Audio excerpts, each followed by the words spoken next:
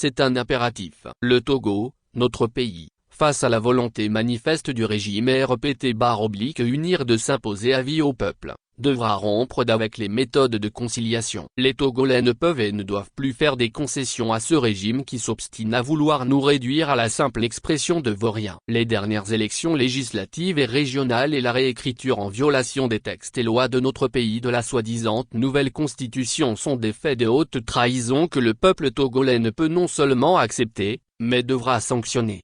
C'est dire qu'il faut des actions tous azimuts pour arrêter la propension du régime de malheur togolais dont les signes avant-coureurs d'une fin certaine se font déjà voir et dont point n'est besoin d'être un devin pour s'en rendre compte. D'ailleurs, l'adage populaire ne dit-il pas que si le son du tambour devient aigu, c'est que ce tambour est sur le point de se casser? Le Togo, notre pays, est au fond du trou, vraiment au fond du trou. Il a perdu tout, même son âme durant ces 60 dernières années avec un régime hors pair qui s'est assis sur la morale, la dignité, l'honneur et l'amour de l'autre, des valeurs qui construisent l'homme et la cité. Notre pays est devenu un laboratoire où se mènent des recherches foireuses du mal-faire qui le cataloguent comme un pays atypique à reléguer au rang de Sodome et Gomorrhe, de cités inscrites dans la Bible comme étant au paroxysme du mal. C'est avec un cœur serré que sous cette plume, j'ose égrener les souffrances du peuple togolais, un peuple si paisible, si travailleur que le petit clan de profiteurs et de jouisseurs ont transformé en une masse de mauviettes, de paresseux et de résignés couards. Que sommes-nous devenus au Togo pour accepter ce qui se passe sans réagir? Qu'est devenu ce peuple togolais si fier naguère pour embrasser son bourreau au point de se laisser utiliser comme un vieux chiffon? Comment est-il possible qu'un petit groupe de hachichins a pu avoir raison sans effort de nous tous au Togo, pays de 8 millions d'âmes? Comment avions-nous permis au régime malfaisant du RPT-unir d'avoir droit de cité dans notre pays qui de haute lutte s'est soustrait, et de la bonne manière, de la domination coloniale? Il ne se comprend pas que les Togolais aient décidé, et de façon unanime, de subir et de demeurer dans l'esclavage que lui imposent des valets locaux irréfléchis mais aussi le concert de véritables criminels cachés sous le label de la haute finance internationale, ou vulgairement appelée la communauté internationale. L'histoire récente de notre pays nous toise, et bien plus, le comportement du Togolais actuel nous désarçonne parce qu'il ne peut pas se comprendre qu'un peuple, le nôtre, ait choisi délibérément de ne plus user de son discernement et de ne louvoyer que vers l'avoir? Quel peuple peut accepter que ceux qui le dirigent lui brûlent la politesse chaque fois que l'envie leur prend de se donner l'étoffe du suzerain en modifiant, à leur guise, les lois qui doivent gouverner l'ensemble? Ma petite cervelle et le peu de jugeote que Dieu le Créateur m'a donné, n'arrivent pas à cerner la typologie du Togolais actuel qui frise l'indécence.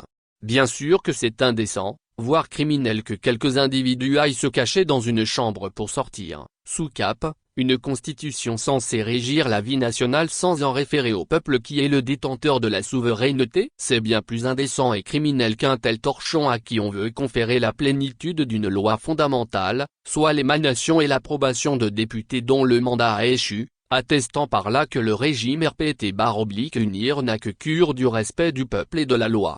Au-delà de l'irrespect de la loi qui sape les fondements de la République et de la démocratie, notre pays court un autre danger qui fait déjà son petit bonheur de chemin, il a pour nom l'éducation. En effet au Togo, tout est mis en œuvre par les gouvernants pour dévoyer l'éducation nationale, surtout l'éducation parentale. S'il est connu que le système éducatif national est désuet, archaïque et inapproprié avec, à la clé, le manque de vision des dirigeants, le drame est plus profond, j'allais dire systémique, en ce qui concerne l'éducation familiale. Il est facile de voir aujourd'hui que la jeunesse togolaise se vautre dans la facilité, le gain sans effort, le vol, la triche et la débauche. Aussi, n'est-il pas loin de déterminer les causes et leur provenance? N'est-ce pas que l'enfant copie ce que fait ses parents? Et, ne dit-on pas que l'enfant est le père de l'homme? Si au sommet de l'État, on prône le mensonge, la tricherie, le vagabondage et la violence, que ne feraient pas les jeunes à qui on fait assimiler tous ces travers qui les détruisent? Il suffit pour s'en convaincre d'observer ce qui se passe pendant les périodes électorales où le régime recrute des milliers de jeunes pour la campagne et la surveillance dans les bureaux de vote. Des jeunes à qui ce régime fait faire de basses besognes telles,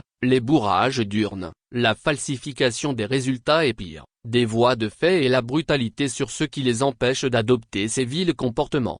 Le mensonge est devenu une pratique nationale. De grandes personnes mentent et hontement. La triche est le sport favori des gouvernants, surtout ceux qui incarnent nos institutions. Ne parlez pas de détournement de deniers publics, c'est à ciel ouvert, au vu et au su de tout le monde que cela se pratique. Ainsi, tous les fonds destinés à booster le développement de notre pays sont siphonnés par des individus appartenant au clan et à la petite minorité qui accapare toutes les richesses de notre pays.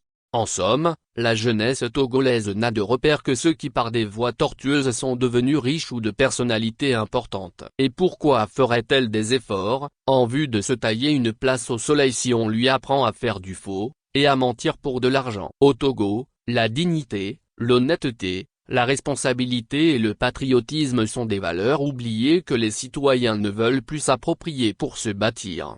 Plus symptomatique et déchirant dans notre pays est la posture dommageable que prennent certains enseignants, ceux-là qui ont en charge le devenir des jeunes en ce qu'ils assurent leur éducation. Certains de ces enseignants sont utilisés dans les bureaux de vote pour bourrer les urnes. D'autres, se prévalant du titre d'enseignant-chercheur, n'hésitent pas à mettre leur science à contribution pour traficoter les lois de notre pays et ceci pour sonnantes et trébuchantes. Au Togo, on gravit rapidement les échelons quand on excelle dans la roublardise, la calomnie, la manipulation, la médisance et le culte de la personnalité.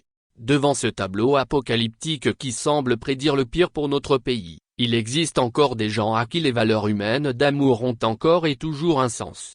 Il en existe et partout sur l'ensemble de notre territoire, de bonnes personnes qui ont un sens élevé de ce qu'est la patrie. En exemple, les braves dames qui le 29 avril 2024, ont courageusement intercepté et vidé les poches d'un proviseur de lycée de Kara des bulletins prévotés avec lesquels ils s'apprêtaient à bourrer les urnes. Il y a aussi dans notre pays des responsables politiques et leurs partis, je veux dire l'AN et les FDR qui refusent de siéger à l'Assemblée nationale pour marquer significativement leur rejet de l'immoralité, du gangstérisme et de la fraude électorale qui ont entaché le double scrutin législatif et régional d'avril 2024. Bien sûr, il y a des milliers de parents togolais qui malgré la déchéance dans laquelle le régime nous baigne, continuent d'éduquer leurs enfants avec des valeurs sûres qui feront la différence demain. Oui, il existe au Togo des millions de jeunes réfléchis qui pensent leur avenir et celui de notre cher pays, le Togo. Évidemment, il n'est plus possible d'adopter la logistique de tout est gris au Togo. Il faut appeler un chat, ou c'est noir, ou c'est blanc. Le régime d'Eknassambé a détruit notre pays en lui enlevant ce qu'il a de plus cher, son âme. C'est pourquoi, il nous faut sauver à tout prix notre pays et la seule voie contre le mal, est d'opposer un non catégorique.